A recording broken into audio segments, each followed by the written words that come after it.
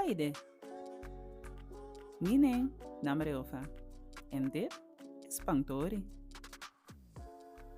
De nazaten van het Afrikaans diaspora hebben een bepaald ritueel wanneer het komt tot het geven van namen.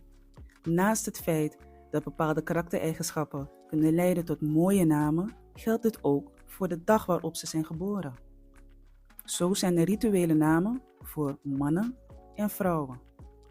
In het Afrikaans continent is het voor bepaalde landen nog steeds van belang dat men een naam geeft op de dag dat iemand is geboren en aan de hand van de karaktereigenschappen van een kind. Laten we kijken naar de vrouwelijke rituele namen. Zondag, Kwasiba. Maandag, Ajuba. Dinsdag, Abeniba. Woensdag, Akuba. Donderdag, Yaba. Vrijdag, Afiba.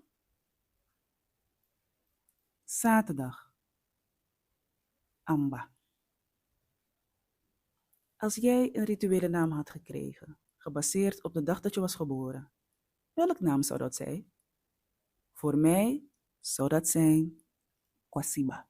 Sla deze video op, zodat je er altijd mee kan oefenen en bezoek de Spangtori website om meer en beter Sranang te leren.